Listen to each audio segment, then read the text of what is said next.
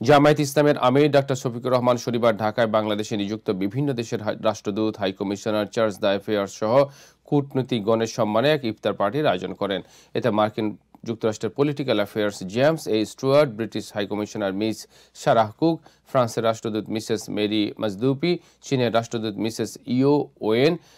রাশিয়ার রাষ্ট্রদূত আলেকজান্ডার